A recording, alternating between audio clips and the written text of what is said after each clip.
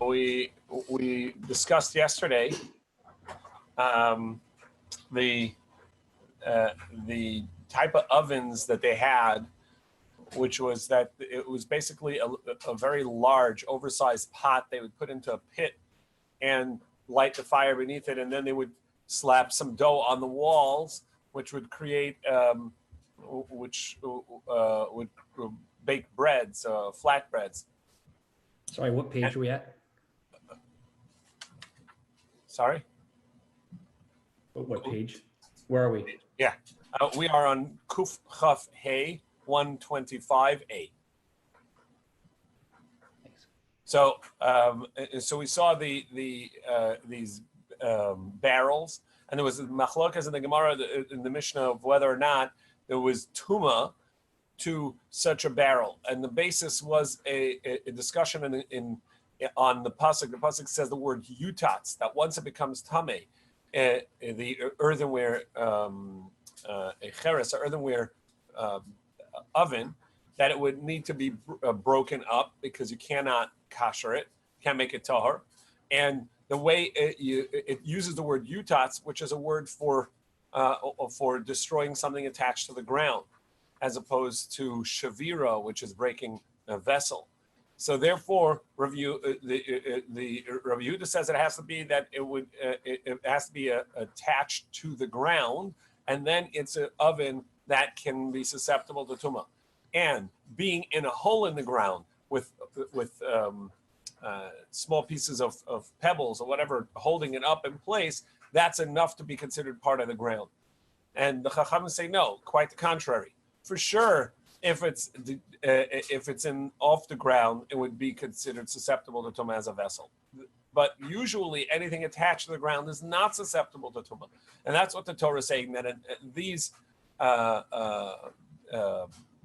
ovens, these Dutch ovens, whatever it may be, are susceptible to tumah even when attached to the ground, and that's why the Torah says the word yutatz.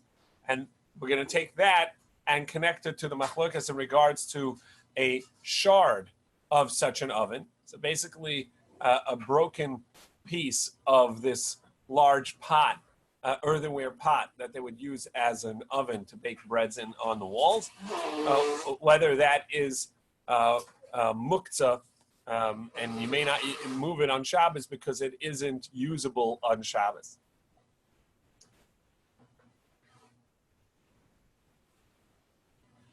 Maskef la Rav Ashi, ihachi. If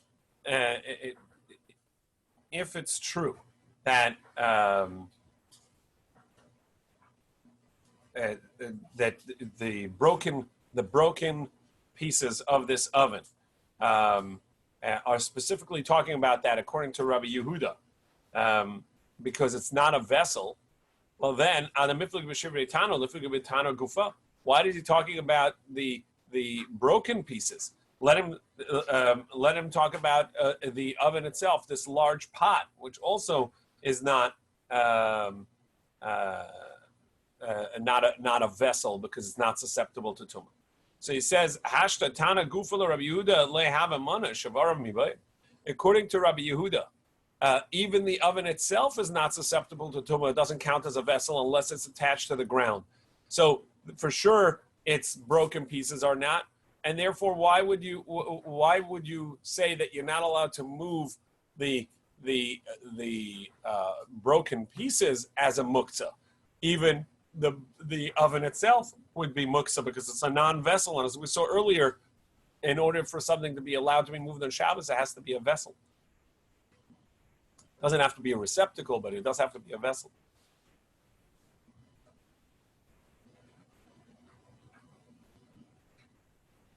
Unless you designated it for before Shabbos or Yantif, like we talked about the broken piece of firewood. If before Shabbos you designate it as a doorstop, it could be movable, but it would need specific designation for permission to be used on Shabbos if it's not a vessel. Ella, so rather, Amar Avashi Elam Kadamrina Meikara. So really, it's like we said. The machlokas is like in our Mishnah, where we in our Mishnah we discussed a shard of a vessel that broke broke on Shabbos, and the question is, since or broke before Shabbos and you're not using it, so if the shard on Shabbos, right? We saw two versions of the Gemara. The shard on Shabbos, the shard that broke. The question is, do you need to use it me'ein melachtan? Does it have to be used in a similar way that it was originally used?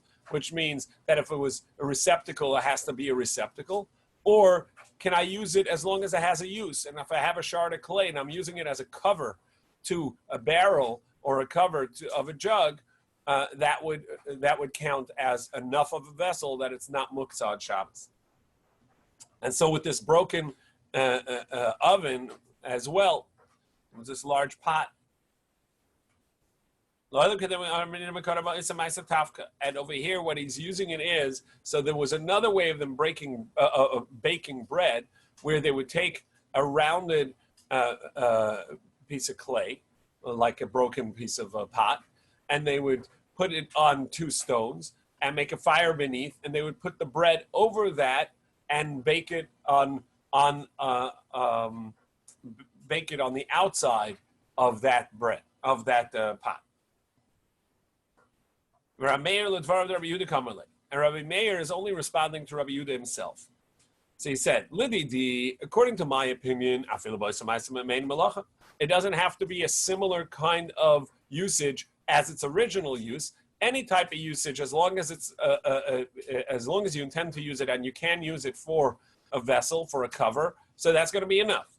However, I understand you, Rabbi Yehuda, you're of the opinion it has to be me'ein melachtan. It has to be similar to the original use that it had.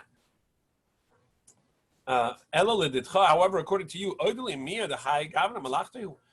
but agree to me that using the oven, the broken piece of the oven, so the broken piece of the pot, in this way, where instead of baking on the inside of the pot, you're baking on the outside of the pot, and instead of baking in an upright pot, you're baking it sort of on its side because you're using this broken piece to set it on something and bake on its outside. This is similar enough that it would count as a usable piece of the usable shard for baking, and it would be non-muksa. It retains its vessel. Rabbi Yehuda says, no, it's not comparable. One difference is the fire is on the inside versus the outside. Or the original use is the pot upright. Here the pot is on its side. So those distinctions are enough to say that it is a different type of use, and therefore it doesn't count me'ein melachtan. It doesn't count as its original pieces of. It's not being used in the way the pot was used. The shards are different, and therefore they will be muksa even on Yom Tov. They're talking about muksa, but I can't help thinking that they could just as well be arguing about whether it was makabel tumah or not. Is it a keli or not a keli? Correct. That was the origin. That was the connection that was made to Rabbi Yehuda in Tumah, whether it counts as a vessel or not. Right. That was the comparison made yesterday, right at the end of what we started with today.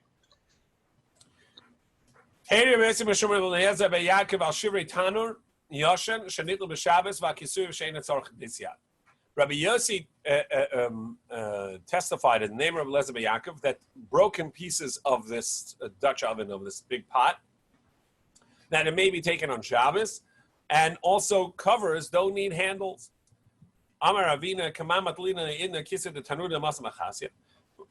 Based on whose opinion do we take the covers off of these ovens that are in Masa Machasya, which was a very wealthy area?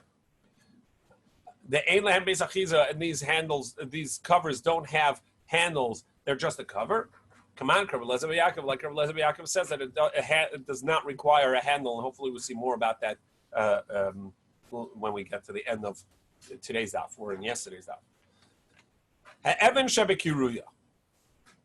The way they would draw water from wells was they would have a bucket, a jug attached to something, and whether it would be a twig or twine, and they would lower it and bring it up. Sometimes, instead of using a bucket, plastic wasn't so common back then, so they would use a dried out gourd. So imagine a pumpkin cut in half, top cut off. You dry out the outer the shell, and you use it as a bucket, but it'll float because it's lighter than the water. So they would put a stone in there in order to weigh it down. That stone would either be lodged in or tied down into it so that it doesn't fall out, or sometimes it'd just be put in there. But that wasn't always successful because it may weigh down one side, not the other, and that would tip, and the stone would fall out before it would allow enough water in. So that stone, obviously not being a vessel and not safely attached to the intended vessel, so therefore it can fall out, it would be a muktzah because it's not really a vessel. So Evan Shebek Kiruya, a stone in this dried out gourd that's being used to weigh it down in order to get water from the well. If you can fill up the bucket, this pumpkin, without actually having the stone fall out, so that means it's attached well enough. So you're allowed to use it. It's not going to be muktzah. But if not, it's just a regular stone because it's not in there enough to count as a vessel. Now we turn to 125b, Kuf Chaf Hamlet base. Zemora sheikshura betafiach, l'malam ba b'Shabbos.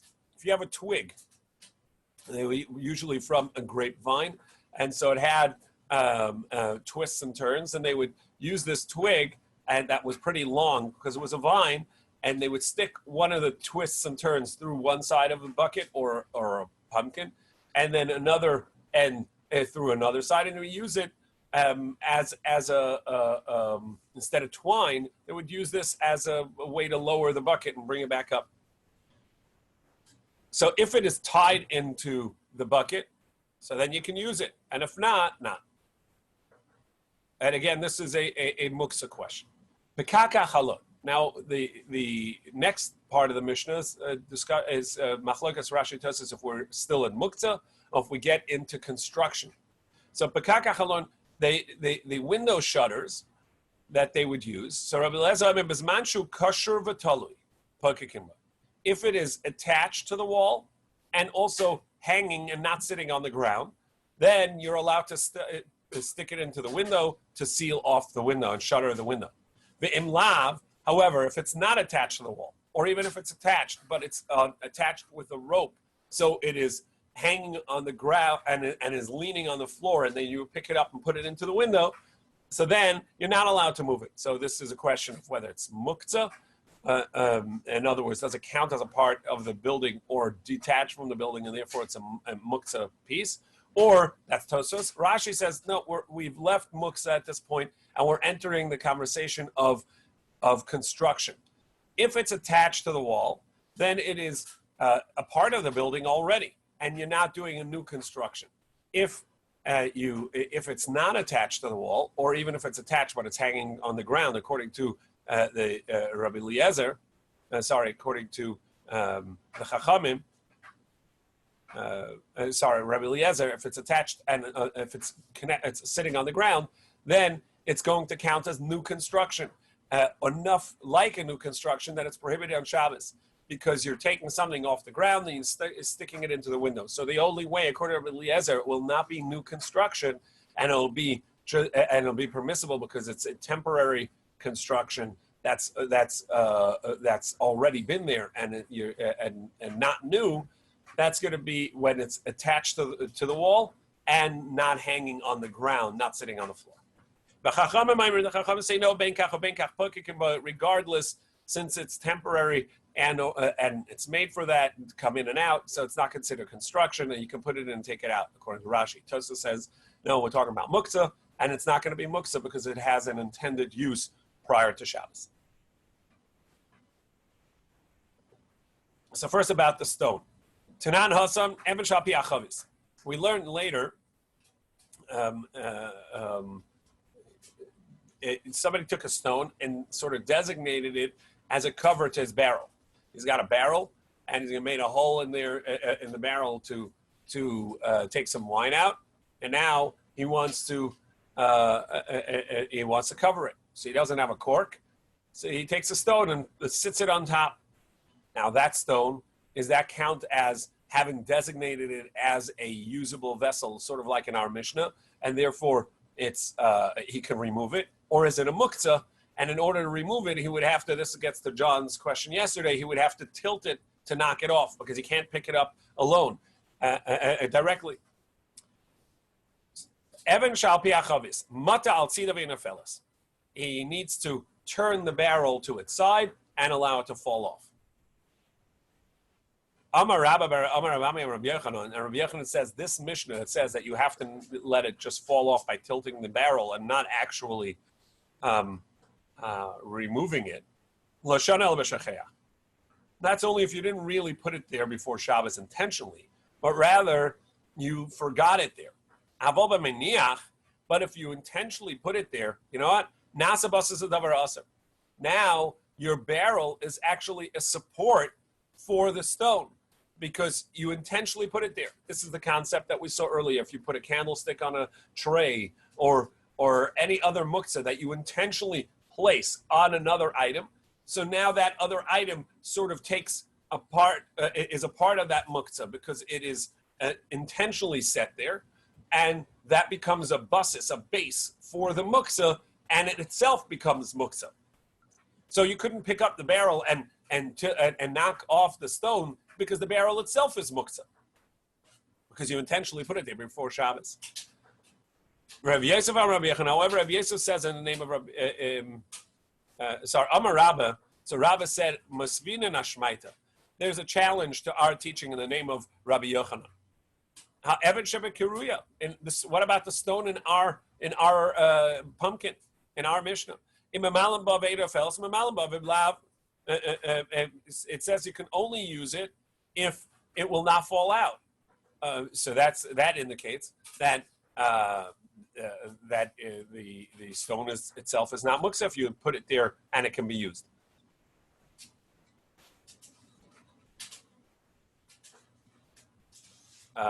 So Gemara says, no, v'lohi. That's not a good question.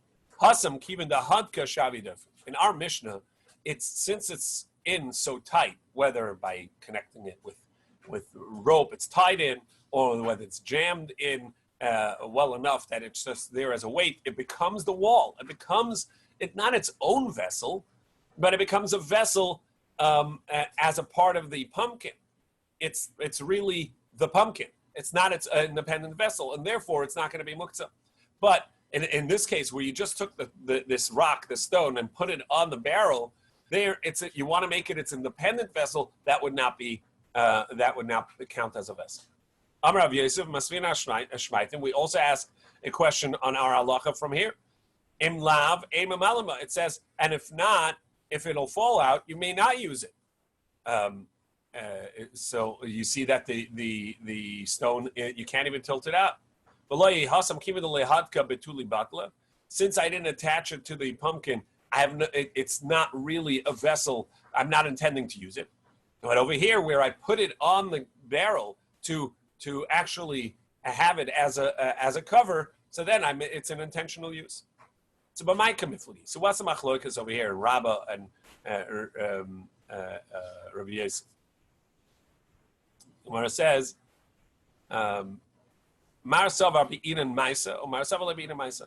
Do I need an action to it in order to change and make it into a vessel, or is intent enough of a vessel?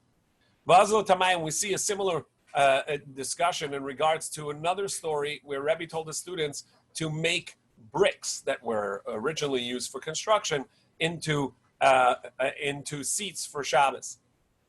The Chiyasar of Dimi Amar Chanina, because remember Dimi, as we saw before, he would travel a lot between Eretz Yisrael and Bavel, between the academies, and report the teachings from one to the other. So when Rav Dimi came, Amar Rav Chanina, he said in the name of Chanina, V'amri Amar Rav Zera Amar Rav Chanina, some say Rabbi Zera, who also traveled back and forth, said in the name of Chanina, Pamachas alach Rabbi l'makom echad.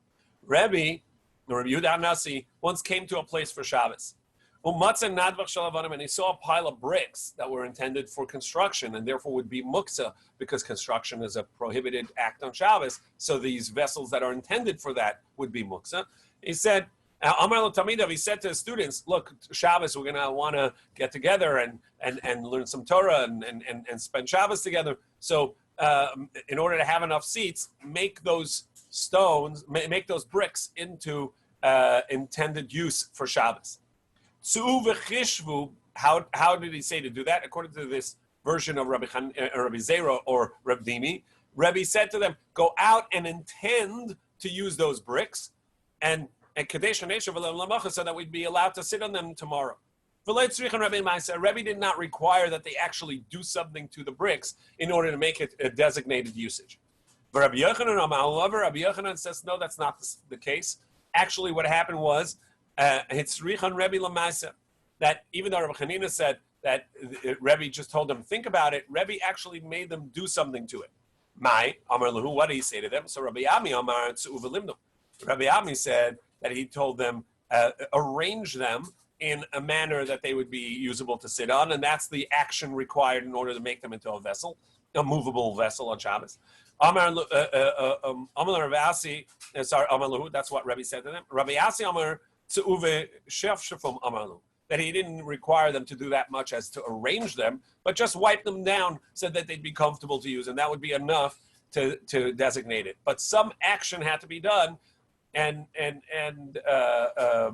would count as a vessel. Otherwise, it wouldn't count as a movable vessel. However, Rabbi Hanina said that no, it's sufficient to just, and what he told them was go out and intend, and that would be enough. And the same with this stone on top of the barrel. Rabbi Yossi ben Shaul said actually the story had nothing to do with bricks. It wasn't stones. It wasn't bricks. It was woods. They had arranged, whether it was logs or beams that had been arranged for construction, and he told them to use that for seats. Sorah shel koras hava. Rabbi Yochanan ben Shaul Amar gishu shel sfina hava. Actually, it was a prod for boats. They would have a long rod, which they would check in front of shallow water to see how deep it was, to make sure that they stayed away from rocks, icebergs, and other potentially destructive protrusions underwater. If only the Titanic had such a prod. So Rabbi Yochanan ben Shaul and gishu shel sfina hava, and usually that's muksa because you don't want that to break and you don't want it to bend out of shape.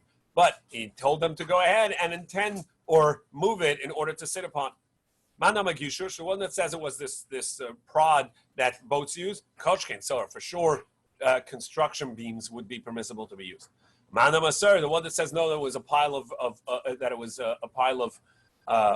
wood intended for construction.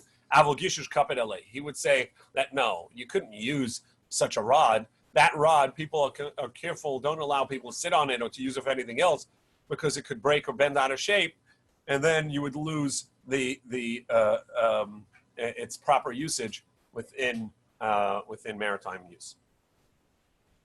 All right, so that's the stone in our Mishnah, which is used as to weigh down the bucket. Attaching it well would count as make it a part of the vessel. Just putting it in, since it can fall out, doesn't count as a vessel. And in regards to a stone that you intend to use on Shabbos, whether for a doorstop or which is more practical to us, or as a cover to a barrel, which was practical in that time, does it require an action or does it require intent? Is this machlokas? Zamara sheik shura. So this twig of a piece of vine that's used to lower the bucket down into the water. So kshura in, like shura lo, it has to be that it's tied into the bucket, and it's not enough that it's just twisted enough that it can prod in and stay in. So according to that, let's say our Mishnah is not like Rabbi Shimon Gamliel. The like Rabbi Shimon Gamliel, the Tani we learned Somebody gathered a bunch of palm branches in order to use it as wood, and then decided, you know what, we're going to make this pile to sit on. So tzarech likshor, he has to tie it together in order to make that a non-muksa, so that he can sit on it. And Rabbi Shimon Gamliel says that it does not have to be tied. So too over here in our Mishnah, this twig that he's using to lower the bucket into the water and bring it back and draw water, does it have to be tied in? Which the first opinion would say, just like these palm branches, or is it sufficient to just designate it and use it, even if it's not tied together? Which Rabbi Shimon Gamliel would say. No, we can say that Rabbi Shimon ben Gamliel would agree to our Mishnah, because our Mishnah is not the same as those loose palm branches. Here, because here it's still attached to the ground. Well, that would be a different problem. The halacha is you're not allowed to benefit from or directly benefit from something attached to the ground.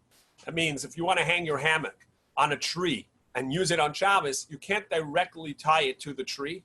You have to tie it to something tied to the tree. It has to be indirect.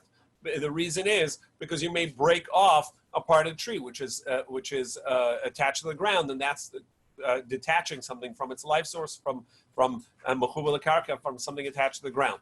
So you would have to screw a hook into the tree or tie a rope around the tree and then attach your hammock to it. So you always have to you're not allowed to use something attached to the tree, to the ground itself. You can only use something that's attached to something attached to the tree. So over here, the bucket is attached directly to something that's attached to the tree, and you'll be handling that's which is attached to the ground. That would be prohibited. So Gemara says, Lamata migimel. We're talking about it's below 3 tefachim from the ground. So this vine actually is right near the ground. It's laying on the ground, and it's right near the pit, and you're using it in that way. You're not lifting it off the ground 3 tefachim. And the halacha is that the trunk of the tree, within 3 tefachim, which are about 10 inches from the ground, that part of the tree you're allowed to connect to, because you're not likely to detach there. And therefore, this twine also, even though that here you may actually break it off, but since the general rule is 3 tefachim to the ground, so you're allowed to use this. And Rav Ashi says, no, we're actually talking about that it is detached from the ground, like a typical twine that a twig that you'd be using to lower a bucket into a water pit to get water. But the reason why, even though that Rabbi Shimon Gamliel does not require attaching the palm branches that you want to sit on and tying it together, here he would require tying it on account of that you may break off a piece because it's too long. You may break off a piece because it's still too soft and bendable, and by doing that you are completing a vessel, because you're making this drawing vessel. You're making a vessel of drawing water. And so it's going to be considered a makeh patish. It's going to be considered you completing the vessel. So it's a separate issue. It's not because you're detaching from the ground. There's a concern that if you use a twig that's not actually tied together, you may actually break off a piece to make it tighter. The next part of the Mishnah was about filling in the window. So the Gemara introduces that with a discussion about ohel arai, temporary construction. A little introduction to binyan, construction. We have general construction, which is when you attach something to the ground. Any form of attachment to the ground or any form of fixing something that's attached to the ground is considered construction, and even a minor thing would count as binyan. We saw as much as making a hole in a wall that you intend to, whether because you want to hang something there, even that would count as construction. Anything that you're doing to benefit something attached to the ground is construction. There's even a discussion about adding rods into a space that it's meant to be there, may count as construction. There are various forms of construction, but anything that's intended to enhance something attached to the ground counts as construction. There's another form of construction that's not attached to the ground.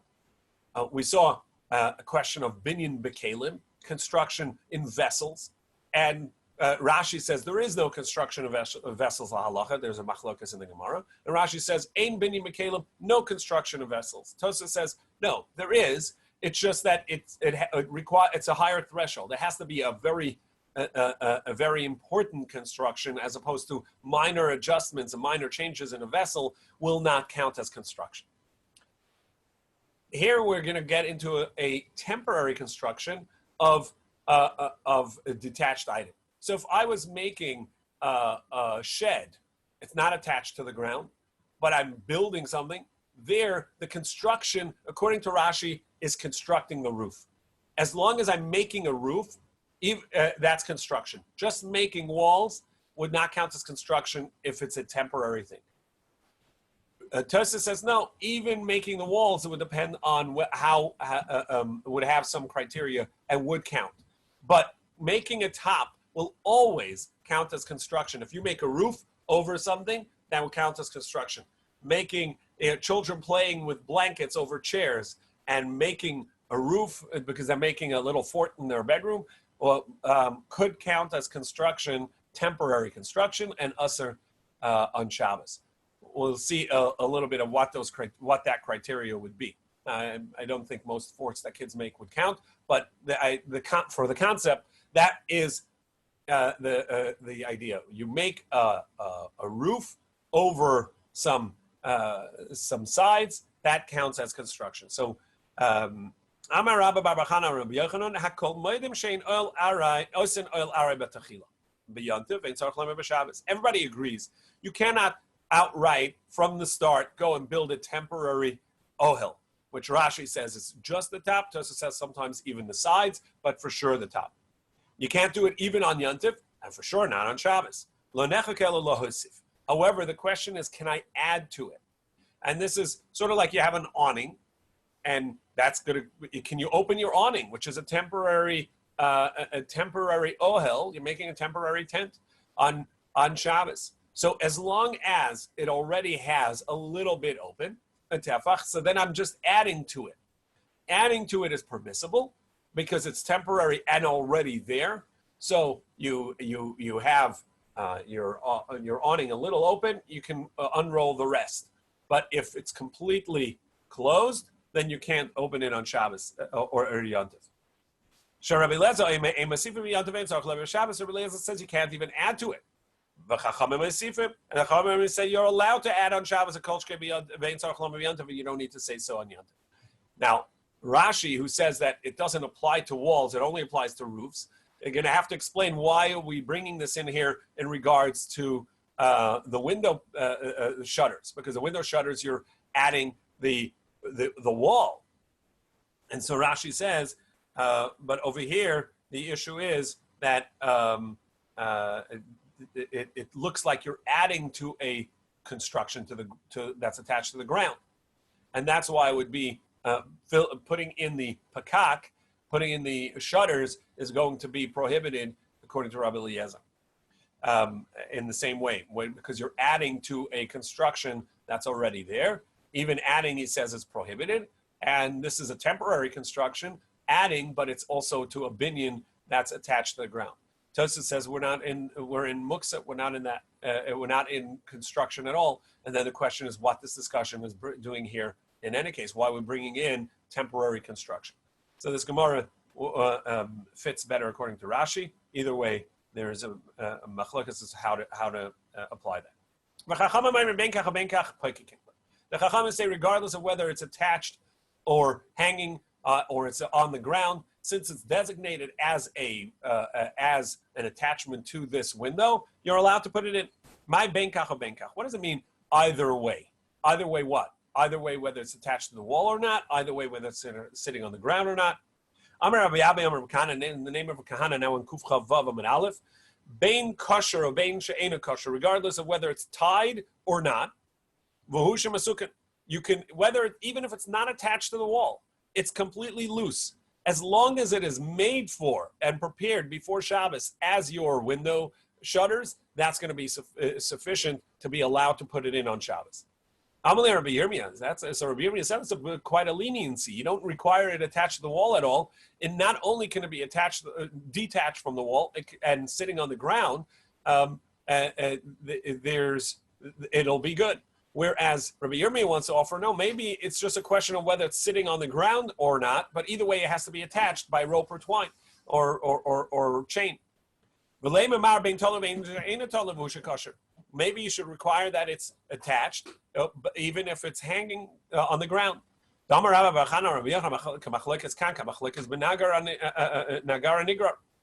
This would be the same for a nagar is a peg, which we saw the other day. It basically would have a wider top and a narrower bottom, and you would bang it into the hole in the ground to lock the door. So it's basically a door lock. So once the door is shut, you stick the peg in, and that's sort of the latch that locks the door by sticking into the ground. Now that piece of wood is a plain piece of wood. Is that muktzah on Shabbos or not? So if it's attached to the door, so then it's not muktzah, it's a part of the door. Otherwise, it may be considered, since you're sticking it into the ground, it may be considered that you're doing construction because you're sticking it into the ground. That's the way Rashi says. And Tosa says it would be a muktzah because it's just a piece of wood. The Tanan, as we learned, Nagara Nigrar, a dragging piece of wood, which meaning it's not hanging on the door, but rather it's on the ground. You're in the mikdash. You're allowed to use it as a doorstop, as a lock, because it's not real construction. It's a rabbinic construction, and in the mikdash, the rabbinic prohibitions do not apply. I have a little bit Medina, but you're now outside of the Beis HaMikdash. In the country, you're not allowed to use it on account of that it looks like it's similar to construction because you're taking a piece of wood and you're knocking it into the ground. That's construction like, and therefore, even though you intend to take it out because it's just a door lock, nevertheless it would be prohibited. V'hamunach, and that's even if it's attached to the door. But if it's not attached to the door, it's laying around as a piece of wood. Kana, so even in the mikdash, it's going to be prohibited because that is more of construction. Rashi says that it's actually a biblical prohibition of construction, even though you intend to take it out later. Tosis challenges Rashi on that. So Rabbi Yehuda Omer, however, Rabbi Yehuda says Hamunach b'mikdash v'anigar b'medina. Now you are allowed to use this loose piece of wood peg in the mikdash because it's not real construction and it's going to be rabbinic, and therefore in the mikdash it doesn't apply. And outside of the mikdash and in the general population, there you're not allowed to use it when it's loose. But seemingly, if it's attached to the door, it'll be permissible. So we see attached and not attached is a machlokas. V'tanya ezer nagar nigrar, and we learn what is a dragging peg. Shenol b'mikdash you're allowed to use in the mikdash, aval b'medina, but you're not allowed to use in the countryside. Kol shekasher v'talui v'rosh magiel la'aretz.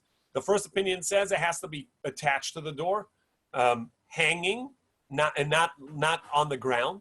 V'rosh magiel la'aretz, and it's just that the head reaches the ground, and that's what you're pushing into the ground as a doorstop. Rabbi Yehuda said, Ze'av b'medina mutar. Rabbi says, no, if it's hanging on the door, it's attached to the door, that everybody agrees is permissible. Ella ezer shemedina also, what would be prohibited in that you can't use a peg to lock the door? It's a type of peg that's not attached. It's on the ground. It's actually not attached to the door at all. And you just every time you use it, you put it away in the corner, and then you take it out and you stick it into the ground. Whose opinion is this? Nagara Nigra, Rabbi Eliezer. That's the opinion of Rabbi Eliezer, who in our Mishnah requires that the window shutters also be attached. So too over here. Why don't you say that the distinction is just whether it's attached or not, but not that it's actually on the it's hanging or not, but not it's detached entirely. I follow this opinion. The Tani we learned Kanasha Eskino Balabais Lias Pesach V'Noel Boy Bizman Shakasha V'Tolu Pesach Pesach V'Noel Boy Ein Kasha V'Tolu and Pesach V'Noel Boy. That the first opinion is going to say about a rod that's used for a door opener. Basically, it was used as a key, and if it's attached to the door and hanging, then you can use it. And if it's not, that's considered non-usable. And Rabbi Shimon Gamliel says, no, it doesn't have to be attached to the door at all. It doesn't. Not only does it not need to be hanging, it doesn't have to be attached at all. And that's sufficient as long as you intended for it. And the same thing over here with the window shutters, as long as it's intentional before Shabbos that you put this, that you intend to use this piece of wood to jam into the window as a shutter, that's sufficient, and it doesn't have to be attached. It doesn't have to be hanging. It's even if it's completely detached. Indeed, the halach is like that. That your key doesn't have to be attached to the door. You can carry it around, and it's not going to be muksa, even if it's just a piece of wood. And the same goes for a window shutter. The Gemara says, did Rabbi Yochanan really say the halacha is like Rabbi Shimon Gamliel, that a plain piece of wood that just having dedicated it is sufficient? But now we learned kol kisui hakelim, all covers of vessels. And now we turn to Kuf Chavavam and base. Sheyesh lam beis achizah nitolim Shabbos. As long as it has a handle, you're allowed to take it on Shabbos. But if it doesn't have a handle, then you wouldn't be allowed to use it on Shabbos. V'amar Rabbi Yehuda Bar Shela Marav, Amar Vasi, Amar Rabbi Yochanan, and in the name of Rabbi Yochanan, Rabbi Yehuda Bar Shela said, "V'hu sheyesh taras kli alein." It would have to be, in order to use the cover, it would have to be that it has it has the classification of a vessel, because otherwise any wood cover, whether it's a cover of a pot or the cover of a chest or a cabinet, in order for it to, if you want to use it for something else, you want to sit on it or anything, it would have to be designated as a vessel and have the halachic vessel status in order to be moved on Shabbos. And if you're going to tell me that this cover, even though it doesn't have a handle, counts as a vessel, well, Rabbi Shimon Gamliel doesn't require it to be a vessel. And if you're saying that Rabbi Shimon Gamliel, Rabbi Yochanan said that Allah is like a Rabbi Shimon Gamliel, that these window shutters and the key, this rod, this rod, if you would, he's using as a key, as a door opener, is going to count as, even though that it requires a vessel. That's not true. Rabbi Shimon Gamliel doesn't require it to be a vessel, and yet it's going to be permissible to be moved on Shabbos. So the cover of pots as well should not require it to be a vessel. But Tani, we learned Rabbi Shimon Gamliel said, as we saw earlier, that even though the first opinion said you had branches of a palm that you want to sit on Shabbos, you need to bind it together in order to make it into a chair or something to sit on. Rabbi Shimon Gamliel says you don't have to bind it. The way it is enough. Just your intention to use it is sufficient. And the same would go with this piece of wood. The intention to use it as a window opener or a window shutter or a door opener would count as properly as non-muksa, and it doesn't have to have the classification of a vessel. So the Gemara says, he follows the statement of Rabbi Shimon Gamliel in one and not the other.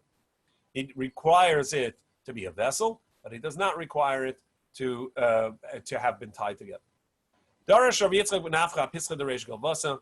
Rabbi Yitzchak Nafcha at the doorway of the Reish Galusa said, "Halachic Rabbi Eliezer, the halacha is like Rabbi Eliezer, that it would have to be tied and connected, not like we said in the name of Rabbi Yochanan that the halacha is like Rabbi Shimon Gamliel." Masev Rav Amram, So Rav Rambam asked,